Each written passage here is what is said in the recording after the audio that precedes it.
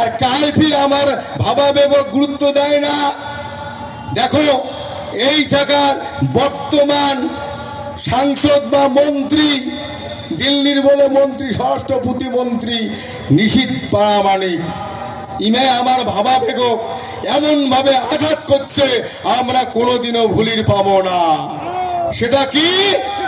আমার কুচবিহারের রাজপ্রাসাদ, আমরা যেটা হিন্দু পূজার ঘর আছি আমরা মনে করি ওটা মন্দির, আর মুসলিম যে পূজার ঘর আছে আমরা মনে করি ওটা মসজিদ, পবিত্র স্থান। সেই স্থানে গেলে এরং বয়োজ্যেষ্ঠ মানুষ আসলে ওই রাজবাড়ির গেটটা সিম্বলটা দেখিয়ে ভক্তি দেয়। আর সেই জায়গা কুচবিহারের এত জায়গা থাকতে ওই পবিত্র রাজবাড়ির অনুষ্ঠান না গেয়া কোন জায়গার দিল্লি, বোম্বাই, কলকাতার বড় বড় নাচনেওয়ালি আনিয়া নাচিয়া রাজবাড়ির চারিপাকে জঙ্গলে ঝাড়ে মুতিয়া মদের বোতল ফেলা সরকার করিয়া পবিত্র স্থানক অপবিত্র করি।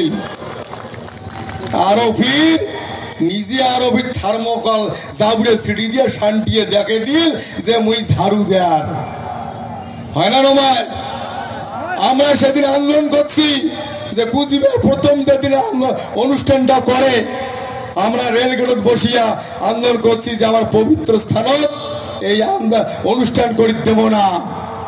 আমার আন্দোলন কোন মন্ত্রী আইসের কথা ছিল সেদিন, আমরা ওই মন্ত্রীকে ঢুকি দিলাম না। হয় বুঝছে কথা খারাপ, ইমরা তো যেটা কয় সেটা করিয়া সারে মূল্য উঠবেন নয়।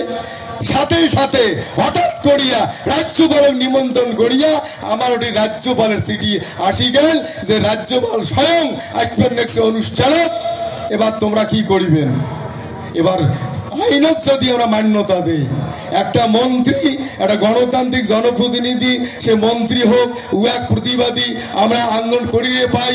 কিন্তু সংবিধান মতে এই যে নিয়মতান্ত্রিক প্রধান রাষ্ট্রপতি, রাজ্যপাল বা ডিএম, ইমরা তো কোনো পার্টির লোক নয়, ইমরা সংবিধানের রক্ষাকর্তা। ইমরা যদি আইসে ইমের বিরুদ্ধে কোনো আন্দোলন চলে না।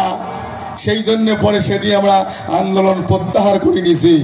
তাহলে এই মানুষটা খালি ওইটাই করে নাই, আমার এই জেলার মানুষ আসলে প্রধানমন্ত্রী নরেন্দ্র মোদী প্রধানমন্ত্রী আছে, ওই মানুষটা ভুল বার্তা দিছে।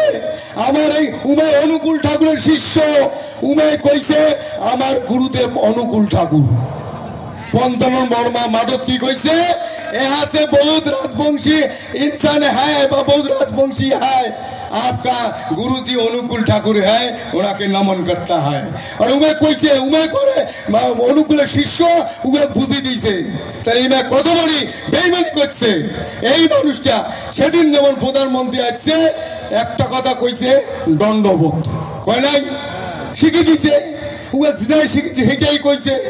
সেদিন আমার জাতির গুরু ভালো না করিয়া অনুকূলের কথা কয়া আমার রায় সাহেবের পঞ্চান বর্মা অবমাননা করেছে, চক্রান্ত এটাও। আর একটা কথা এই জায়গার রাজবংশীর কথা কয়া রাজবংশী সাজিয়া ভূমিপুত্র সাজিয়া আমারটে ঠাসিয়া ভোট নিয়া জিতিয়া পার্লামেন্টত যায়া একদিনও রাজবংশীর কথা কয় নাই, কইছে এই যে প্রাক্তন